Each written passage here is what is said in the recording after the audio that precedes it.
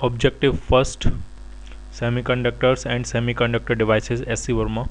First question करते हैं उसका, ऑब्जेक्टिव 1 का। इलेक्ट्रिक कंडक्शन इन ए सेमीकंडक्टर, सेमीकंडक्टर में जो इलेक्ट्रिक कंडक्शन होता है टेक्स प्लेस ड्यू टू, किस किस की वजह से होता है, ठीक है। तो हमें पता होता है सेमीकंडक्टर में इलेक्ट्रॉन और होल पेयर्स होते हैं, ठीक है। इलेक्ट्रॉन्स भी होते हैं जो कंडक्शन कराते हैं और होल्स भी कंडक्शन कराते हैं, ठीक है। जैसे कि मान लिया अगर कोई सेमीकंडक्टर है और वो पीटा इंट्रिंसिक भी हो सकता है, एक्सट्रिंसिक भी हो सकता है, ठीक है।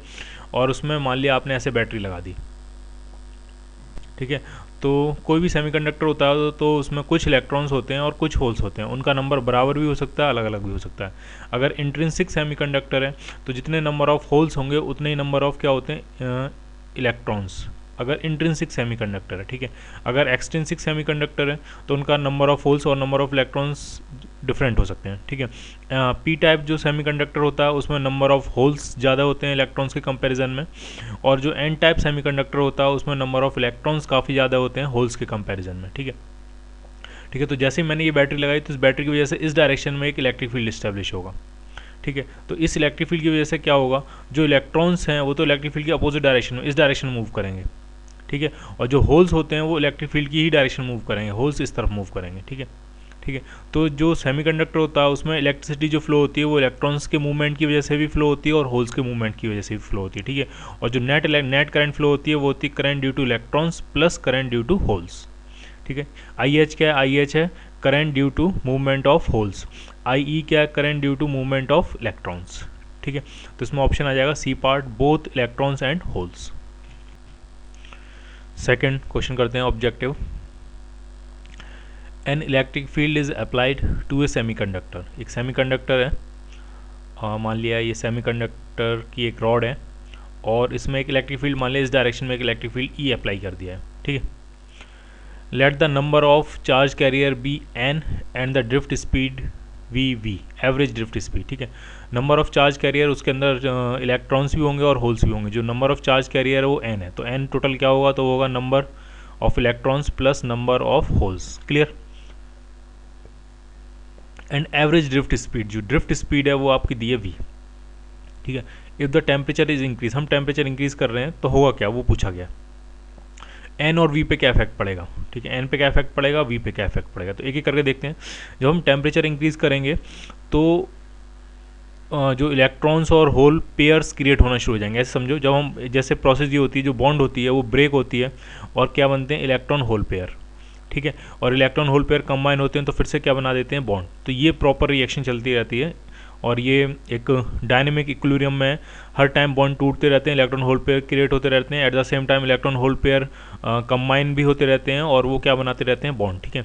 जब हम टेम्परेचर इंक्रीज करते हैं तो ये जो रिएक्शन है ये फॉरवर्ड डायरेक्शन में मूव कर जाती है, ठीक है। फॉरवर्ड डायरेक्शन मूव करने का मतलब ये है कि ज़्यादा से ज़्यादा बॉन्ड टूट के ज़्यादा से ज़्यादा इलेक्ट्रॉन होल पेयर क्रिएट होंगे, ठीक है। तो टेम्परेचर इंक्रीज करते ही थर्मल एनर्जी इंक्रीज होती है और थर्मल एनर्जी ही रिस्पॉन्सिबल होती है बॉन्ड को ब्रेक करने में और इलेक्ट्रॉन होल पेयर को क्रिएट करने में, ठीक है। तो हम टेम्परेचर इंक्रीज करेंगे तो थर्मल एनर्जी बढ़ेगी इलेक्ट्रॉन्स की और बॉन्ड्स ज़्यादा से ज़्यादा बॉन्ड्स ब्रेक होकर इलेक्ट्रॉन होल पेयर बनाएंगे, ठीक है। और जितने ज़्यादा इलेक्ट्रॉन होल पेयर बनेंगे उतनी ही नंबर डेंसिटी इंक्रीज कर जाएगी, ठीक है। तो जो चार्ज कैरियर का नंबर है एन, अगर हम टेम्परेचर बढ़ाते हैं तो एन भी क्या होगा, आपका इंक्रीज होगा, क्लियर। अब बात करते हैं ड्रिफ्ट स्पीड की, ठीक है। तो टेम्परेचर बढ़ाने से ड्रिफ्ट स्पीड डिक्रीज करती है, क्यों करती है, जैसे हम टेम्परेचर बढ़ाते हैं, ढंग से समझना आपको, जैसे हम टेम्परेचर बढ़ाते हैं तो इलेक्ट्रॉन्स के पास ज़्यादा काइनेटिक एनर्जी आ जाती है तो वो ज़्यादा तेज़ी से मूवमेंट करना शुरू कर देते हैं, ठीक है। और जितनी ज़्यादा तेज़ी से मूवमेंट करने की कोशिश करते हैं इलेक्ट्रॉन्स, उतने ज़्यादा उनके कोलिजन होते हैं और जब कोलिजन ज़्यादा होते हैं तो उनकी जो ड्रिफ्ट स्पीड है, जो एवरेज ड्रिफ्ट स्पीड है वो कम हो जाती है, ठीक है। कोलिजन ज़्यादा होने लगते हैं तो जो जिस स्पीड से वो ड्रिफ्ट कर रहे होंगे पीछे की तरफ, तो वो ड्रिफ्ट स्पीड उनकी क्या हो जाती है, कम हो जाती है। आप ऐसे समझो जैसे अगर बहुत ज़्यादा अगर भीड़ है काफ़ी ज़्यादा, तो अगर आपको निकलना हो उस भीड़ में से अगर आपको ड्रिफ्ट करना हो तो आपको स्लोली मूव करना पड़ेगा। अगर आप तेज़ी से भागने की कोशिश करोगे तो इधर हिट होगे, उधर टकराओगे, इधर टकराओगे, उधर टकराओगे, मूव नहीं कर पाओगे, ठीक है। लेकिन अगर आपको मूव करना है तो आप जितने स्लो निकलोगे उतनी आसानी से मूव करते जाओगे। तो सेम केस यहाँ होता है, अगर हम टेम्परेचर बढ़ाते हैं तो इलेक्ट्रॉन की काइनेटिक एनर्जी बढ़ जाती है। जब काइनेटिक एनर्जी बढ़ जाती है तो उसके कोलिजन्स बढ़ जाते हैं, ज़्यादा कोलाइड होना शुरू कर जाता है, कभी इधर कोलाइड करेगा, कभी उधर कोलाइड करेगा, जिसकी वजह से जो एवरेज ड्रिफ्ट स्पीड है वो क्या हो जाती है, उसकी कम हो जाती है, ठीक है। तो टेम्परेचर बढ़ाने पर ड्रिफ्ट स्पीड क्या हो जाएगी, आपकी कम। नंबर डेंसिटी चार्ज कैरियर्स की क्या हो जाएगी, ज़्यादा, ठीक है। तो ऑप्शन हो जाएगा B part, N will increase but V will decrease, clear. ठीक है। तो एक चीज़ और आपको यहाँ पे समझनी है कि जब हम टेम्परेचर, कंडक्टिविटी पे क्या इफेक्ट पड़ेगा, ठीक है, जो कंडक्टिविटी होगी, ठीक है, उस पर क्या इफेक्ट पड़ेगा, कंडक्टिविटी को सिग्मा से रिप्रेजेंट करते हैं, इस पर क्या इफेक्ट पड़ेगा अगर हम टेम्परेचर इंक्रीज करते हैं, ठीक है। तो कंडक्टिविटी दोनों पे डिपेंड करती है, ठीक है। Conductivity number density of charge career पे भी डिपेंड करती है और उसकी जो ड्रिफ्ट वेलोसिटी होगी उस पर भी डिपेंड करती है, ठीक है। अब इसमें हो क्या रहा है, जैसे ही हम टेम्परेचर बढ़ा रहे हैं, नंबर डेंसिटी तो चार्ज कैरियर की इंक्रीज कर रही है लेकिन ड्रिफ्ट वेलोसिटी डिक्रीज कर रही है, ठीक है। अब आपको एक चीज़ ज़रा ढंग से समझनी है, जितनी ज़्यादा नंबर डेंसिटी होगी उतनी ज़्यादा कंडक्टिविटी होगी, ठीक है। जितनी ज़्यादा ड्रिफ्ट स्पीड होगी उतनी ज़्यादा भी क्या होगी, उसकी कंडक्टिविटी होगी, ठीक है। एन और वी की वैल्यू जितनी ज़्यादा होती जाएंगी उतनी कंडक्टिविटी बढ़ती जाएगी, ठीक है। तो इसमें एक फैक्टर तो बढ़ रहा है, दूसरा फैक्टर कम हो रहा है, तो इस पर क्या इफेक्ट पड़ेगा, ये ओवरऑल बढ़ेगा कि कम होगा, ठीक है। तो होता क्या है एक्चुअल में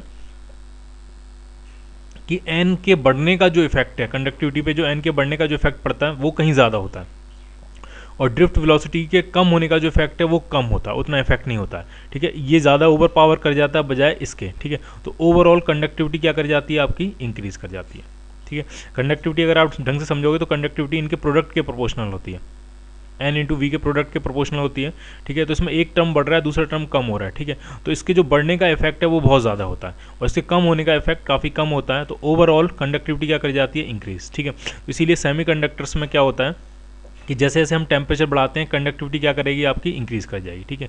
लेकिन अगर हम उस मेटल्स की बात करें तो मेटल्स में जब हम टेम्परेचर बढ़ाते हैं तो नंबर पे कोई ज़्यादा फर्क नहीं पड़ता, नंबर पे कोई फर्क नहीं पड़ता, लेकिन जो ड्रिफ्ट स्पीड है वो कम हो जाती है, तो कंडक्टिविटी भी क्या हो जाएगी, कम हो जाएगी, क्योंकि कंडक्टिविटी किसके प्रोपोर्शनल होती है, कंडक्टिविटी होती है आपकी एन इंटू वी के प्रोपोर्शनल। अब आप टेम्परेचर बढ़ा रहे हो, मेटल्स की बात कर रहा हूँ मैं, कंडक्टर्स की बात कर रहे हैं, मेटल्स की बात कर रहे हैं, ठीक है। तो अगर आप टेम्परेचर बढ़ा रहे हो तो नंबर डेंसिटी पे तो कोई इफेक्ट नहीं, जो फ्री इलेक्ट्रॉन्स जितने हैं लगभग उतने ही बने रहते हैं, कुछ एक्स्ट्रा इलेक्ट्रॉन्स फ्री नहीं होते हैं, उतने ही रहते हैं लगभग, लेकिन जो ड्रिफ्ट स्पीड है वो कम हो जाती है। जब ड्रिफ्ट स्पीड कम हो जाएगी तो कंडक्टिविटी भी क्या हो जाएगी आपकी, कम हो जाएगी। क्लियर।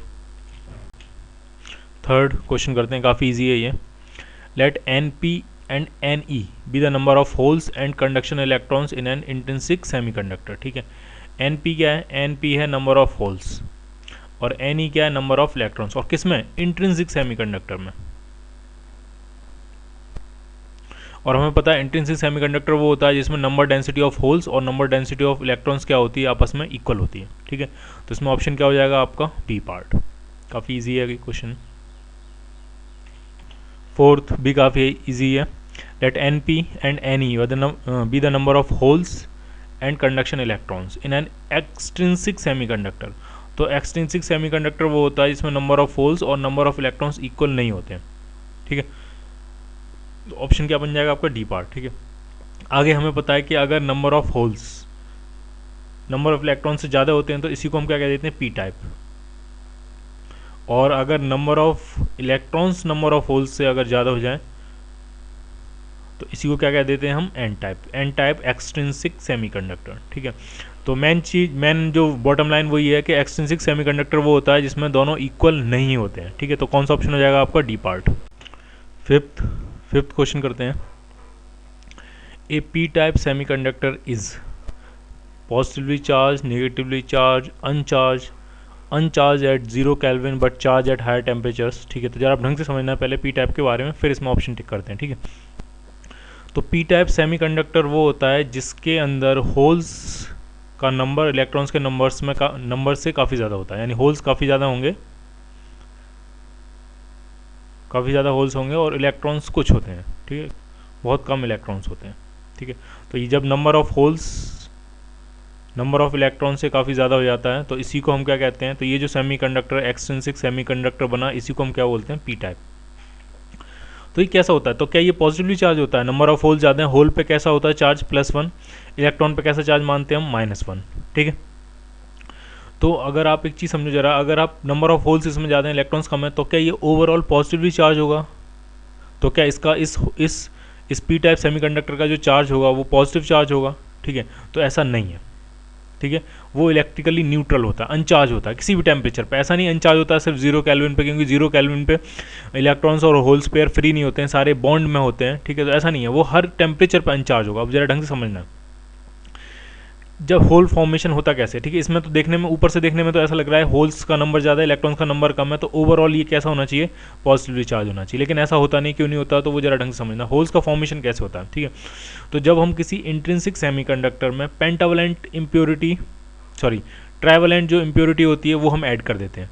ठीक है, तो जरा देखते हैं ट्राइवलेंट इम्प्योरिटी, जैसे कि बोरॉन हुई है, बोरॉन फैमिली। ठीक है, तो आप जरा ढंग से देखना, मान लिया यहाँ पे सिलिकन था, ये सिलिकन का स्ट्रक्चर है,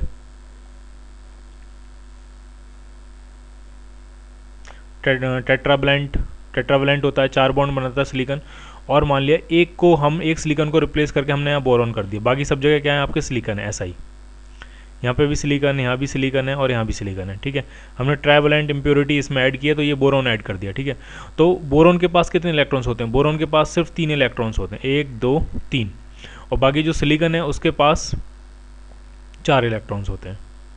ठीक है, जितने भी सिलिकन होंगे सबके पास 4 इलेक्ट्रॉन्स होंगे और वो 4 बॉन्ड बनाता है। ठीक है, अब बोरॉन के पास तो सिर्फ कितने इलेक्ट्रॉन हुए, 3, तो एक स्पेस यहाँ खाली रह जाती है।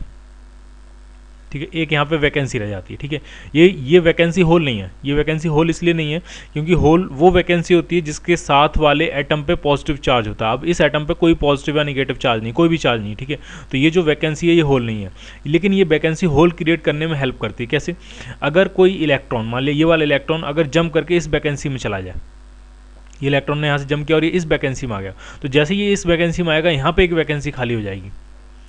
ठीक है, यहाँ पे एक वैकेंसी क्या हो जाएगी, खाली हो जाएगी, यहाँ पे एक स्पेस खाली हो गया, और जैसे ये इलेक्ट्रॉन यहाँ से चला गया, ये बॉन्डिंग का जो इलेक्ट्रॉन था वो यहाँ से चला गया, तो सिलिकन पे कैसा चार्ज छोड़ के चला जाएगा, तो सिलिकन पे कैसा चार्ज छोड़ के जाएगा, पॉजिटिव, और यहाँ पे एक वैकेंसी खाली हो जाएगी, और ये जो वैकेंसी है इसको आप होल कह सकते हो, क्योंकि होल वो वैकेंसी होती है जिसके साथ वाले एटम पे कैसा चार्ज अटैच होता है, पॉजिटिव। ठीक है, तो ये वैकेंसी और इसके साथ वाले सिलिकन एटम पे कैसा चार्ज अटैच है, पॉजिटिव, इसलिए ये क्या क्रिएट हो गया, होल। ठीक है, क्लियर है ये। अच्छा, अब ये जो होल क्रिएट हुआ है, अब जरा ढंग से समझना, एक पॉजिटिव चार्ज क्रिएट हो गया, तो पॉजिटिव चार्ज क्रिएट हुआ है तो कहीं ना कहीं नेगेटिव चार्ज भी क्रिएट हुआ होगा, तो वो नेगेटिव चार्ज कहाँ क्रिएट हुआ है, इस बोरॉन पे। इस बोरॉन के आउटर मोस्ट शेल में कितने इलेक्ट्रॉन्स थे, 3, लेकिन अब कितने आ गए, 4, एक एक्स्ट्रा इलेक्ट्रॉन इस बोरॉन पे पहुंच गया, तो यहाँ पे क्या चार्ज क्रिएट हो जाएगा, नेगेटिव। ठीक है, तो आपको ढंग से समझना है, इसमें इंपॉर्टेंट पॉइंट ये है कि जितने भी इम्प्योरिटी ऐड करने से, ढंग समझना, इम्प्योरिटी ऐड करने से जितने भी एक्स्ट्रा होल्स क्रिएट होंगे, ठीक है, हर होल के करस्पॉन्डिंग इम्प्योरिटी एटम पे कैसा चार्ज होगा, नेगेटिव। कोई भी होल फ्री होल नहीं है। ठीक है, हर होल के करस्पॉन्डिंग इम्प्योरिटी एटम पे कैसा चार्ज है, नेगेटिव। ठीक है, तो सेम केस यहाँ जो आपको बहुत सारे होल्स दिख रहे हैं, ऐसा नहीं है ये फ्री होल्स हैं, जैसे ये होल है तो इस होल के करस्पॉन्डिंग बोरॉन एटम पे कैसा चार्ज होगा, नेगेटिव। ये होल फ्री होल है तो इस होल के करस्पॉन्डिंग बोरॉन एटम पे कैसा चार्ज होगा, नेगेटिव। ये फ्री होल है, इस होल के करस्पॉन्डिंग बोरॉन एटम पे कैसा चार्ज होगा, नेगेटिव। अब जरा अगर हम इस पिक्चर की बात करें तो इसमें इलेक्ट्रॉन्स कितने हैं, 3, तो ये 3 इलेक्ट्रॉन्स हैं, तो 3 तो होल्स इन इलेक्ट्रॉन्स के होंगे, 2 और ये 3, ये मैंने कुछ ऐसे बना दिए हैं। ठीक है, 3 इलेक्ट्रॉन्स हैं फ्री, तो ये जब कंडक्शन इलेक्ट्रॉन फ्री होंगे तो पीछे क्या छोड़ के आए होंगे, होल। ठीक है, जैसे मान लिया ये इलेक्ट्रॉन है सिलिकॉन का और ये इलेक्ट्रॉन जंप करके फ्री हो जाए, तो यहाँ पे क्या क्रिएट करेगा, ये होल। ठीक है, तो ये जो होल क्रिएट हुए हैं ये हुए हैं बॉन्ड के ब्रेक होने से, बॉन्ड ब्रेक हुई है, थर्मल एनर्जी लेके इलेक्ट्रॉन फ्री हो गया, कंडक्शन इलेक्ट्रॉन बन गया, वो बैलेंस बैंड से जंप करके कंडक्शन बैंड में चला गया और पीछे क्या छोड़ के गया, होल। ठीक है, तो इसमें 3 इलेक्ट्रॉन मैंने फ्री दिखाए, इसका मतलब 3 ही होल्स फ्री हुए होंगे। तो ये इस इलेक्ट्रॉन का मैंने मान लिया ये होल फ्री हुआ था, जब ये इलेक्ट्रॉन फ्री हुआ था तो इसके साथ ये होल बन गया था, और जब ये इलेक्ट्रॉन फ्री हुआ था तो इसके साथ ये होल बन गया था। ठीक है, 3 फ्री इलेक्ट्रॉन्स हैं तो 3 होल्स उनके साथ वाले होंगे। ठीक है, अब बचे हुए 4 होल्स, ये जो 4 होल्स हैं ये किसकी वजह से बने होंगे, ये बने होंगे बोरॉन की वजह से। तो इन 4 होल्स के करस्पॉन्डिंग 4 बोरॉन एटम पे कैसा चार्ज होगा, नेगेटिव चार्ज। अब आप मुझे बताओ टोटल चार्ज कितना हुआ, 0। ठीक है, 3 इलेक्ट्रॉन 3 होल पेयर, तो ये जो बॉन्ड थर्मल एनर्जी लेके बॉन्ड ब्रेक होने से बने, और 4 होल्स जो एक्स्ट्रा आए हैं इम्प्योरिटी एटम से, तो इन एक्स्ट्रा होल्स के करस्पॉन्डिंग इम्प्योरिटी एटम पे कैसा चार्ज होगा, नेगेटिव। तो जब अगर आप ओवरऑल पूरी बात देखोगे, पूरे स्ट्रक्चर को देखोगे, तो नेट चार्ज कितना होगा उस पर, 0। ठीक है, तो आपको ये ध्यान रखना है, पी टाइप हो या एन टाइप हो, वो हमेशा क्या रहते हैं, इलेक्ट्रिकली अनचार्ज्ड। तो ऑप्शन क्या हो जाएगा आपका, सी पार्ट। 6th काफ़ी इजी है ये।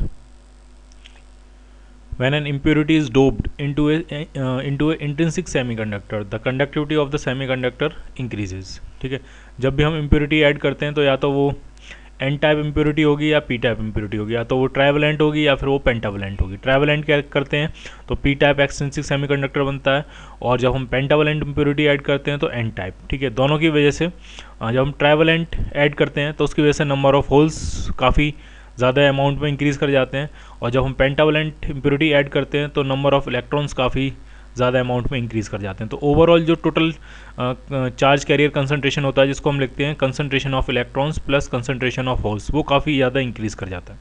और चार्ज कैरियर कंसंट्रेशन इंक्रीज़ करता है तो जो कंडक्टिविटी है वो भी क्या कर जाती है, वो भी इंक्रीज़ कर जाती है। ठीक है, तो इसका ऑप्शन हो जाएगा ए पार्ट। ठीक है, ध्यान रखना आपको जब भी हम इम्प्योरिटी ऐड करते हैं तो जैसे मान लिया अगर आपने पेंटावेलेंट इम्प्योरिटी ऐड की है, पेंटावेलेंट मतलब 5th ग्रुप में है, जैसे कि फॉस्फोरस है, आर्सेनिक है, एंटीमनी है, बिस्मिथ है। ठीक है, तो उसकी वजह से क्या होगा, नंबर डेंसिटी ऑफ इलेक्ट्रॉन्स क्या कर जाएगी, इंक्रीज, लेकिन at the same time number density of holes क्या कर जाती है, डिक्रीज। लेकिन इनका जो प्रोडक्ट है वो कांस्टेंट रहता है, Ne इंटू NH, वो एक कांस्टेंट होता है, और ये टेम्परेचर डिपेंडेंट कांस्टेंट है। लेकिन जो टोटल चार्ज कंसंट्रेशन कैरियर है, जिसको हम लिखते हैं Ne प्लस NH, ढंग से समझना आपने, Ne प्लस NH ये क्या कर जाता है, ये इंक्रीज कर जाता है। उनका प्रोडक्ट तो कांस्टेंट है, लेकिन जो समेशन है वो क्या कर जाता है, आपका इंक्रीज कर जाता है। क्लियर? इसमें एक चीज़ और, इसको थोड़ा और ढंग से समझ लेते हैं। जैसा कि मैंने कहा कि अगर आपने पेंटावेलेंट इम्प्योरिटी ऐड की है तो नंबर ऑफ इलेक्ट्रॉन्स बढ़ जाते हैं, नंबर ऑफ होल्स कम हो जाते हैं, लेकिन दोनों का प्रोडक्ट क्या रहता है, कांस्टेंट। यानी इलेक्ट्रॉन्स अगर 5 टाइम्स इंक्रीज हो गए होंगे तो number of holes 5 times exactly क्या हो गए होंगे, डिक्रीज। लेकिन जो टोटल चार्ज कंसंट्रेशन कैरियर होता है Ne प्लस NH, वो इंक्रीज कर जाता है। ठीक है, तो अगर आपको कोई भी डाउट हो तो मैं एक बार फिर से क्लियर कर देता हूँ। जैसे कि मान लिया किसी पर्टिकुलर टेम्परेचर पे अगर इंट्रिंसिक सेमीकंडक्टर था तो नंबर ऑफ इलेक्ट्रॉन्स मान लिया 100 थे, और नंबर ऑफ होल्स वो भी मान लिया कितने थे, 100, क्योंकि इंट्रिंसिक पे दोनों क्या होते हैं, सेम इक्वल होते हैं। ठीक है, तो उनका जो प्रोडक्ट है वो कांस्टेंट होगा। तो उनका जो प्रोडक्ट है, प्रोडक्ट कितना आने वाला है, तो Ne प्लस NH वो आने वाला है 10,000। ठीक है, अब जैसा कि मैंने बताया कि इनका प्रोडक्ट कांस्टेंट रहता है। ठीक है, तो अगर आप एक नंबर को बढ़ाओगे तो दूसरा नंबर कम हो जाएगा। अगर एक नंबर 5 टाइम्स इंक्रीज कर गया तो दूसरा नंबर एक्जैक्टली 5 टाइम्स क्या कर जाएगा, डिक्रीज, ताकि इनका जो प्रोडक्ट है वो क्या रहे, कांस्टेंट। तो जैसा कि मान लिया 5 टाइम्स इंक्रीज कर गया तो 5 टाइम्स इंक्रीज करके ये कितना हो जाएगा, 500, और ये 5 टाइम्स डिक्रीज कर जाएगा तो ये सिर्फ कितना बचेगा, 20, ताकि इनका जो प्रोडक्ट है वो स्टिल कांस्टेंट रहेगा। अब भी अगर आप प्रोडक्ट करोगे तो वो कितना आ जाएगा, 10,000। क्लियर? ठीक है, लेकिन अगर हम सम की बात करें, जो टोटल चार्ज कंसंट्रेशन कैरियर होता है, टोटल चार्ज कैरियर कंसंट्रेशन जो होता है, जिसको हम कहते हैं Ne प्लस NH, तो उस पर क्या इफेक्ट पड़ेगा वो देखते हैं। तो पहले कितना था, वो तो 100 प्लस 100, पहले कितना था, पहले था सिर्फ 200, अब कितना हो गया N, तो हो गया 500 प्लस 20, तो अब कितना हो गया ये 520। तो वो क्या कर जाता है, N जो होता है, जो टोटल Ne प्लस NH, वो क्या कर जाता है, वो इंक्रीज कर जाता है। ठीक है, इसकी वजह से उसकी जो कंडक्टिविटी है वो भी क्या कर जाती है, इंक्रीज कर जाती है। क्लियर? क्वेश्चन नंबर 8 करते हैं। The drift current in PN junction, एक PN जंक्शन बना लेते हैं।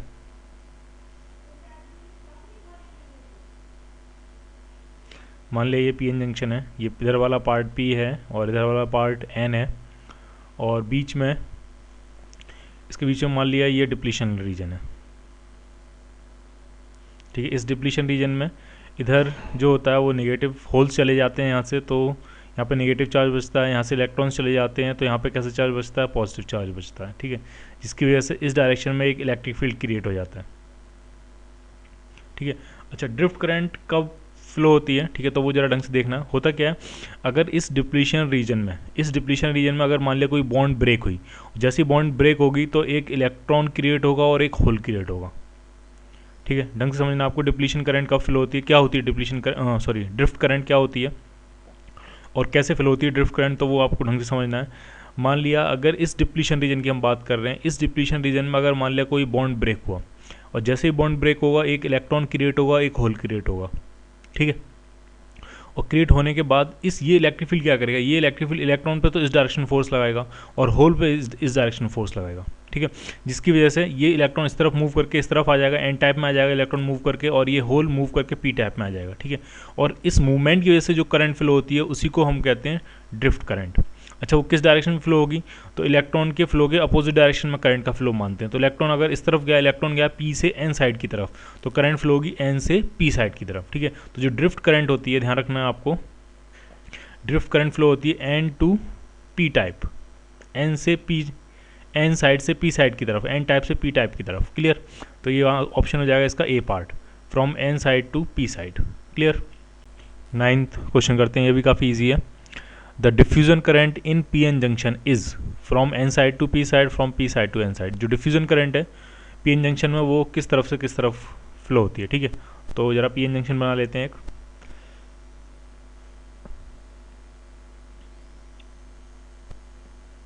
ये मान लिया पी एन जंक्शन है, ये आपकी डिप्लीशन लेयर होगी, ये पी पार्ट है, ये पी साइड है और ये एन साइड है।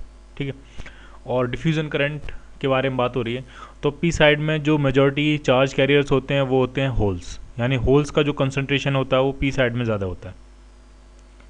ठीक है, और एन साइड में जो मेजॉरिटी चार्ज कैरियर्स होते हैं वो होते हैं इलेक्ट्रॉन्स, यानी इलेक्ट्रॉन्स का जो कंसंट्रेशन होता है वो एन साइड में ज़्यादा होता है। ठीक है, और डिफ्यूज़न होता ही कहाँ है? डिफ्यूज़न होता है हायर कंसंट्रेशन से लोअर कंसंट्रेशन की तरफ। ठीक है, तो अगर हम यहाँ देखें तो यहाँ पे होल्स का कंसंट्रेशन ज़्यादा है, तो ये मूव करेंगे, होल्स इस तरफ से इस तरफ मूव करेंगे। ठीक है, क्योंकि होल्स का यहाँ कंसंट्रेशन ज़्यादा है और यहाँ पे होल्स का कंसंट्रेशन काफ़ी कम होता है। ठीक है, होल्स कहाँ मूव करेंगे? पी से लेकर एन तक। अब इलेक्ट्रॉन की बात करें, ये होल्स का मूवमेंट है। अगर इलेक्ट्रॉन्स की बात करें तो इलेक्ट्रॉन्स का कंसंट्रेशन यहाँ ज़्यादा है, यहाँ पे कम है, तो डिफ्यूजन होता ही है हायर कंसंट्रेशन से लोअर कंसंट्रेशन की तरफ। तो इलेक्ट्रॉन्स जो मूव करेंगे वो इस तरफ से इस तरफ मूव करेंगे। तो ये मूवमेंट किसका? इलेक्ट्रॉन्स का। होल्स मूव करते हैं पी से एन साइड, डिफ्यूज़ होते हैं बेसिकली। अब अगर हम डिफ्यूजन की बात करें तो होल्स डिफ्यूज़ होते हैं पी से एन साइड की तरफ और इलेक्ट्रॉन्स डिफ्यूज़ होते हैं एन साइड से पी साइड की तरफ। ठीक है, और करंट की डायरेक्शन हम वो मानते हैं जो पॉजिटिव चार्ज की डायरेक्शन होती है, या फिर करंट की डायरेक्शन हम वो मानते हैं जो नेगेटिव चार्ज के मूवमेंट की अपोजिट डायरेक्शन होती है। तो जो इलेक्ट्रॉन है वो एन से पी साइड मूव कर रहा है, तो जो करंट फ्लो कर रही होगी वो पी से एन साइड मूव कर रही होगी। ठीक है, तो जो डिफ्यूजन करंट होती है वो कहाँ से कहाँ मूव करती है? पी साइड से एन साइड की तरफ, और ड्रिफ्ट करंट कहाँ से कहाँ मूव करती है? एन साइड से पी साइड की तरफ। ठीक है, तो इसका ऑप्शन हो जाएगा B part, from P side to N side. Clear? 10th question करते हैं, ये भी काफ़ी इजी है। Diffusion current in P N junction is greater than the drift current in magnitude. ठीक है, डिफ्यूजन करंट जो है वो ग्रेटर है ड्रिफ्ट करंट से। ठीक है, तो वो कब होता है ऐसा, तो वो आपको ढंग से समझना है। जैसे मान लीजिए ये पी एन जंक्शन है, ये डिप्लीशन लेयर होगी, ये पी पार्ट, ये एन पार्ट। जो डिफ्यूज़न करंट होती है, ढंग से समझना है, अगर ये अनबाइज्ड है, ठीक है, तो जो डिफ्यूज़न करंट होती है पी से एन की तरफ फ्लो, और ड्रिफ्ट करंट होती है एन से पी की तरफ फ्लो। ठीक है, ये डिफ्यूज़न करंट है, पी से एन की तरफ जा रही है, ये डिफ्यूजन करंट है, और एन से पी की तरफ आ रही है, ड्रिफ्ट करंट है। ठीक है, और इक्विलिब्रियम पे क्या होता है? जब ये अनबाइज्ड होता है, कोई बाइजिंग नहीं है इसमें, ना कोई बैटरी नहीं लगी है, तो अनबाइज्ड कंडीशन में क्या होता है? जितनी डिफ्यूजन करंट होती है पी से एन की तरफ, उतनी ही एग्जैक्टली ड्रिफ्ट करंट होती है एन से पी की तरफ। ठीक है, तो नेट करंट कितनी हो जाती है? 0। डिप्लीशन लेयर की थिकनेस ना बढ़ती है ना कम होती है। ठीक है, वो फिक्स हो जाती है फिर। ठीक है, क्लियर है ये? ठीक है, फिर जब हम फॉरवर्ड बाइस करते हैं तो क्या होता है? जैसे ही हम फॉरवर्ड बाइस करते हैं, फॉरवर्ड बाइस का मतलब पी टाइप को लगाते हैं पॉजिटिव प्लेट से और एन टाइप को लगाते हैं नेगेटिव प्लेट से। ठीक है, तो फॉरवर्ड बाइस करते ही ये जो डिप्लीशन लेयर की थिकनेस है वो कम हो जाती है, और जैसी डिप्लीशन लेयर की थिकनेस कम होगी डिफ्यूजन करंट बढ़ जाती है आपकी। ठीक है, तो फॉरवर्ड बाइस में डिफ्यूजन करंट ज़्यादा होती है, ड्रिफ्ट करंट कम होती है। रिवर्स बाइस में ड्रिफ्ट करंट ज़्यादा होती है और डिफ्यूजन करंट कम होती है। क्लियर? तो अगर डिफ्यूजन करंट ज़्यादा है ड्रिफ्ट करंट से, तो जो जंक्शन होगा वो क्या होगा? फॉरवर्ड बाइस। ठीक है, अगर ध्यान रखना, अगर ड्रिफ्ट करंट ज़्यादा होगी तो समझ लेना कि जो पी एन जंक्शन होगा वो कैसा होगा आपका? Reverse biased. Clear? 11th question करते हैं। इसमें 2 आइडेंटिकल पी एन जंक्शन हैं और they may be connected in series with a battery in 3 ways. ठीक है, ये 3 तरह से कनेक्ट किया गया है। एक सर्किट वन है पी एन जंक्शन ये है, एक पी एन जंक्शन ये है, ऐसे 2 पी एन जंक्शन है सीरीज़ में, और ये कुछ इस तरह से कनेक्ट किए गए हैं। ये सर्किट 1 है, ये सर्किट 2 है, ये सर्किट 3 है। और पूछा the potential difference across the 2 P N junction are equal. जो पोटेंशियल डिफरेंस होगा पी एन जंक्शन के अक्रॉस वो इक्वल किस केस में होगा? तो जरा ढंग से देखना आपको। पहले केस में अगर आप देखोगे तो ये तो फॉरवर्ड बाइस है और दूसरा वाला है रिवर्स बाइस। तो रिवर्स बाइस के अक्रॉस ज़्यादा पोटेंशियल डिफरेंस होगा और फॉरवर्ड बाइस के अक्रॉस कम पोटेंशियल डिफरेंस होगा। ठीक है, तो इसमें इक्वल नहीं होगा, तो फर्स्ट ऑप्शन नहीं हो सकता। इसमें अगर आप देखें तो ये फर्स्ट जो पी एन जंक्शन है वो आपको फॉरवर्ड बाइस है, और दूसरा वाला भी पी एन जंक्शन क्या है आपका? फॉरवर्ड बाइस। ठीक है, जब दोनों फॉरवर्ड बाइस हैं तो दोनों के अक्रॉस जो पोटेंशियल डिफरेंस होगा वो इक्वल होगा। तो सेकंड सर्किट ठीक है। थर्ड सर्किट देखते हैं। तो ये जो है फर्स्ट वाला जो पी एन जंक्शन है वो रिवर्स बाइस है। ठीक है, और सेकंड वाला भी क्या है आपका रिवर्स बायस। तो अगर ये दोनों रिवर्स बायस हैं तो दोनों के अक्रॉस जो पोटेंशियल डिफरेंस होगा वो इक्वल होगा, क्योंकि दोनों रिवर्स बायस हैं। ठीक है, तो ऑप्शन ये 3 भी हो जाएगा, मतलब सर्किट 2 भी ठीक है, सर्किट 3 भी ठीक है, जैसा कि हमसे पूछा गया है। हमसे पूछा गया कि पोटेंशियल डिफरेंस सेम होना चाहिए, इक्वल होना चाहिए। ठीक है, तो वो आएगा सर्किट 2 एंड सर्किट 3। तो कौन सा ऑप्शन मिल जाएगा आपको? B part. 12th क्वेश्चन करते हैं। अच्छा क्वेश्चन है ये, सिंपल है। Two identical capacitors A and B, एक कैपेसिटर है ए, मान लीजिए कैपेसिटर ए है और ये कैपेसिटर बी है, are charged to the same potential V, दोनों को चार्ज किया जा रहा है सेम पोटेंशियल वी पे। तो कितना चार्ज आ जाएगा दोनों पे? तो चार्ज होता है Q equal to C V, दोनों पे जो चार्ज आएगा वो आ जाएगा C V, Q equal to C we.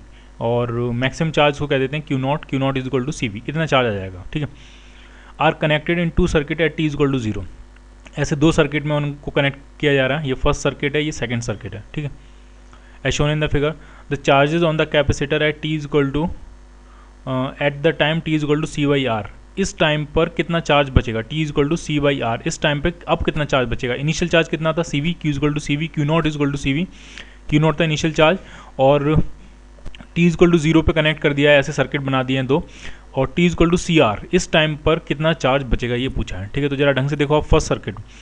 तो फर्स्ट सर्किट में यहाँ पे पी एन जंक्शन डायोड लगाया गया है और यहाँ पे भी एक पी एन जंक्शन डायोड लगाया गया है। ठीक है, तो अगर आप फर्स्ट सर्किट देखोगे ढंग से, फर्स्ट सर्किट अगर हम देखेंगे तो ये जो पी एन डायोड है ये फॉरवर्ड बायस है, और फॉरवर्ड बायस में ये कोई अपोजिशन नहीं प्रोड्यूस करेगा, करंट फ्लो होने देगा, और करंट फ्लो होगा तो कैपेसिटर डिस्चार्ज होगा, और जब कैपेसिटर डिस्चार्ज होता है तो डिस्चार्जिंग ऑफ कैपेसिटर में जो चार्ज की इक्वेशन बनती है क्यू इज इक्वल टू, वो होती है Q is equal to Q naught E raise to power minus T by tau. ढंग से समझना है, अगर कैपेसिटर डिस्चार्ज हो रहा हो थ्रू ए रेजिस्टेंस, एक रेजिस्टेंस है आर, और इसके थ्रू सी का ये कैपेसिटर है, सी कैपेसिटेंस है, ये डिस्चार्ज हो रहा है, तो डिस्चार्जिंग में जो चार्ज की इक्वेशन बनती है, जो चार्ज है वो टाइम के साथ कम होता जाएगा। ठीक है, तो वो जो इक्वेशन बनती है वो आती है Q is equal to Q naught E raise to power minus T by tau. Tau एक टाइम कांस्टेंट होता है, वो कितना होता है? वो होता है C R, C into R, वो टाइम कांस्टेंट होता है टाउ। ठीक है, क्यू नॉट क्या है? Initial charge. क्यू क्या है? क्यू है charge at any time T. ठीक है, क्लियर? ये डिस्चार्जिंग की इक्वेशन आएगी। ठीक है, तो जरा वैल्यूज पुट करके देखते हैं कितना चार्ज बचेगा T is equal to C R time के बाद। तो क्यू इज इक्वल टू हो जाएगा Q naught E raise to power minus T, कितना है? टाइम कितना है? तो टाइम भी दिया है सी आर, और टाइम कांस्टेंट भी कितना होता है? C R. तो सी आर से सी आर कैंसिल करेंगे, e raise to power minus 1, तो चार्ज जो बचेगा वो आ जाएगा क्यू नॉट अपॉन ई। ठीक है, क्यू नॉट कितना था?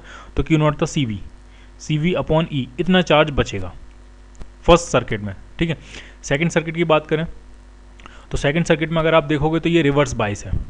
ठीक है, और रिवर्स बायस में करंट फ्लो नहीं होने देगा, और करंट नहीं फ्लो होगी तो कैपेसिटर डिस्चार्ज नहीं होगा, कैपेसिटर डिस्चार्ज नहीं होगा तो आप किसी भी टाइम पे देखोगे तो चार्ज इसके पास कितना बना रहेगा? हमेशा क्यू नॉट, क्योंकि रिवर्स बायस है। रिवर्स बायस में infinite resistance, infinite opposition produce करता है ये पी एन जंक्शन, और करंट फ्लो नहीं होने देगा, करंट नहीं फ्लो होगा तो ये कैपेसिटर आपका डिस्चार्ज नहीं होगा, तो हमेशा इस पर चार्ज कितना बना रहेगा? क्यू नॉट, यानी क्यू नॉट कितना है? सी इंटू वी। ठीक है, तो आप किसी भी टाइम पे अगर आप t is equal to C R time पे देखोगे तो फर्स्ट कैपेसिटर पे कितना चार्ज होगा? तो वो हो जाएगा सी वी बाई ई, और सेकंड कैपेसिटर पे कितना चार्ज होगा? तो वो होगा सी वी। ठीक है, तो देखते हैं कौन सा ऑप्शन मैच कर जाएगा आपका। सी वी नहीं, फर्स्ट ऑप्शन नहीं। ठीक है, फर्स्ट पे है सी वी बाई ई, दूसरे पे है सी वी। ठीक है, तो ये बी ऑप्शन ठीक हो जाएगा, वी सी या सी वी कुछ भी बोलो। ठीक है, तो ये बी ऑप्शन आपका करेक्ट हो जाएगा। क्लियर? 13th क्वेश्चन करते हैं, काफ़ी बेसिक क्वेश्चन है, अच्छा क्वेश्चन है ये। A hole diffuse from P side to N side in a P N junction. Hole जो है वो पी साइड से एन साइड डिफ्यूज कर रहा है पी एन जंक्शन में, तो इसका क्या मतलब हुआ? एक्चुअल में क्या हुआ होगा वो आपसे पूछा गया, तो जरा ढंग से देखना आपको।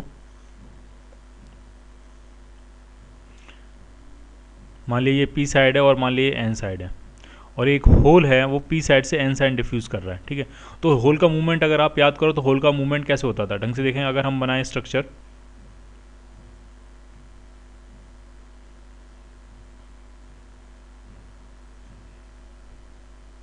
ठीक है, एक सिलिकॉन एटम ये है, एक सिलिकॉन एटम ये है, एक सिलिकॉन एटम ये है, और एक सिलिकॉन एटम ये है। ठीक है, और इस सिलिकॉन एटम के पास 4 इलेक्ट्रॉन्स होते हैं, तो मान लिया ये 3 इलेक्ट्रॉन्स हैं और एक इलेक्ट्रॉन्स की स्पेस खाली है, और जो स्पेस खाली होती है उसी को हम क्या कहते हैं? होल। ठीक है, और उसके करस्पॉन्डिंग सिलिकॉन एटम पे कैसे चार्ज होता है? Positive charge. ठीक है, अब ये होल मूव कैसे करता है? तो होल ऐसे मूव करेगा कि ये जो बॉन्ड है इस बॉन्ड में भी 2 इलेक्ट्रॉन्स होंगे, सारी बॉन्ड्स में 2-2 इलेक्ट्रॉन्स होते हैं। ठीक है, तो ये बॉन्ड है, ये बॉन्ड ब्रेक होगी, ये जो इलेक्ट्रॉन है यहाँ से फ्री होगा। ठीक है, और ये फ्री होकर इस होल में चला जाएगा, और यहाँ पे क्या क्रिएट हो जाएगा, होल। तो हम कह देंगे होल यहाँ से यहाँ मूव कर गया, अब होल कहाँ आ गया, अब होल यहाँ आ गया, ठीक है। तो सेम केस यहाँ हुआ होगा, यहाँ पे होल होगा, पी साइड के पास, पी साइड में होल होगा, और अब ये होल डिफ्यूज करके कहाँ पहुँचना है, एन साइड में। तो बेसिकली क्या हुआ होगा, एन साइड में एक कोई बॉन्ड ब्रेक हुई होगी, वहाँ से एक इलेक्ट्रॉन फ्री हुआ होगा, और वो इलेक्ट्रॉन मूव करके इस पी साइड में ये जो होल था, वैकेंसी थी, वहाँ चला गया होगा। जो इनकम्प्लीट बॉन्ड थी, ये इनकम्प्लीट बॉन्ड है, ये जो अगर आप बॉन्ड देखोगे तो उसमें एक इलेक्ट्रॉन तो है, लेकिन एक इलेक्ट्रॉन की स्पेस खाली है, तो ये जो है ब्रोकन बॉन्ड है ये बेसिकली, ठीक है। इस ब्रोकन बॉन्ड में ये जो इलेक्ट्रॉन फ्री होकर इस ब्रोकन बॉन्ड में चला गया है, और अब यहाँ पे ये बॉन्ड ब्रेक हो गई और यहाँ पे ये होल पहुँच गया। तो सेम केस यहाँ पे हुआ होगा। अगर होल को यहाँ से यहाँ पहुँचाना तो बेसिकली यहाँ पे एक बॉन्ड क्या हुई होगी, ब्रेक हुई होगी, और इलेक्ट्रॉन फ्री होके इस ब्रोकन बॉन्ड में जाके इस बॉन्ड को क्या कर देगा, कंप्लीट। तो अब होल कहाँ बन जाएगा, अब होल यहाँ पे बन जाएगा, ठीक है। तो इस तरह से होल ट्रेवल करता है, ठीक है। तो देखते हैं इसमें कौन सा ऑप्शन ठीक होगा। A bond is broken on the N side, बिल्कुल ठीक है, एन साइड में एक बॉन्ड ब्रेक होनी है।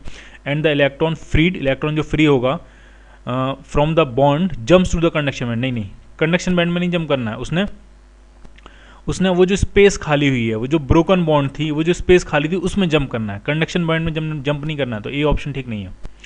ये कंडक्शन इलेक्ट्रॉन नहीं, ये बॉन्ड इज ब्रोकन, हाँ ठीक है, ये bond is broken on the N side में एक बॉन्ड ब्रेक होगी, एंड द इलेक्ट्रॉन फ्री, जो इलेक्ट्रॉन फ्री होगा from the bond jump to the broken bond on the P side, बिल्कुल ठीक है। ये जो ब्रोकन बॉन्ड है पी साइड में, जो स्पेस खाली है पी साइड में, उसमें जंप कर गया है, ठीक है, जिसकी वजह से जो होल है वो पी साइड से कहाँ पहुँच गया, एन साइड में पहुँच गया, ठीक है। तो ये सी ऑप्शन बिल्कुल ठीक है, क्लियर। और डी में क्या कह रहे हैं, a bond is broken on the P side, नहीं पी साइड में बॉन्ड नहीं ब्रेक होनी है, पी साइड पे तो इलेक्ट्रॉन आना है उस ब्रोकन बॉन्ड को कंप्लीट करने के लिए, तो बॉन्ड जो ब्रेक होगी वो कहाँ होगी, एन साइड पे होगी, ठीक है। तो ऑप्शन इसमें सिर्फ क्या होगा, सी पार्ट। 14th क्वेश्चन करते हैं, बहुत सिंपल है ये जो इम्प्योरिटी का कंसंट्रेशन है उसके बारे में पूछ रहे हैं, ठीक है, ट्रांजिस्टर में, ठीक है। तो हमें पता है ट्रांजिस्टर में कोई भी चाहे PNP हो या NPN हो, ठीक है। तो अगर मान लिया ये जो होता है इसको हम कहते हैं एमीटर, ये आपका होता है बेस, और ये आपका होता है कलेक्टर, ठीक है। तो सबसे ज़्यादा जो डोपिंग होती है, हैवीली डोप्ड होता है, वो होता है एमीटर, यानी सबसे ज़्यादा इम्प्योरिटी का जो कंसंट्रेशन होगा वो किस में होगा, एमीटर में। उससे कम जो कंसंट्रेशन होता है वो होता है कलेक्टर में, और सबसे कम जो कंसंट्रेशन होता है वो होता है बेस में, ठीक है। अगर हम डोपिंग के टर्म्स में बात करें तो डोपिंग सबसे ज़्यादा एमीटर की होती है, उससे कम डोपिंग कलेक्टर की होती है, और सबसे कम डोपिंग किसकी होती है, बेस की होती है, क्लियर। तो देखते हैं कौन सा ऑप्शन होगा। The emitter has least concentration of impurity, गलत है, एमीटर में तो मोस्ट कंसंट्रेशन मतलब largest concentration, highest concentration of impurity होता है, ठीक है। कलेक्टर में मीडियम कंसंट्रेशन ऑफ इम्प्योरिटी होता है, ये भी गलत है। The base has least concentration of impurity, बिल्कुल ठीक है, बेस में जो डोपिंग होती है वो सबसे कम रखते हैं, ठीक है। तो ऑप्शन क्या हो जाएगा आपका, सी पार्ट। 15th क्वेश्चन करते हैं। In an incomplete sentence about transistor is given below. Transistor जो होता है, ट्रांजिस्टर में 3 टर्मिनल होते हैं, बेसिकली 3 पार्ट होते हैं। ये जो होता है ये होता है आपका एमीटर, फिर ये होता है आपका बेस, और ये होता है आपका कलेक्टर, ठीक है। 2 जंक्शन होते हैं, एक होता है एमीटर बेस जंक्शन, ये जो लाइन बनाई है ये है एमीटर बेस जंक्शन, और ये है आपका बेस कलेक्टर या कलेक्टर बेस जंक्शन, ठीक है। बेस बीच में होता है। तो देखते हैं क्या क्या लिखा है। द एमीटर के साथ कौन सा क्या जंक्शन बनाता है, तो एमीटर बेस जंक्शन इज़ कुछ भी हो सकता है, फॉरवर्ड वाइस भी हो सकता है, रिवर्स वाइस भी हो सकता है, जनरली ये फॉरवर्ड वाइस होता है। एंड द कलेक्टर के साथ भी कौन जंक्शन बना रहा है, बेस जंक्शन इज़ जनरली क्या होता है, ये रिवर्स वाइस, ठीक है। The appropriate words for the dotted empty position, सिर्फ डॉटेड के लिए भरना है, तो डॉटेड के लिए यहाँ पे क्या भरा हमने, बेस, और यहाँ पे भी क्या भरा है हमने, बेस, ठीक है। आर, तो क्या हो जाएगा, बेस, यानी कौन सा ऑप्शन हो जाएगा आपका, D part. Emitter base junction होता है, ये एमीटर बेस जंक्शन है, और ये आपका कलेक्टर बेस जंक्शन, क्लियर।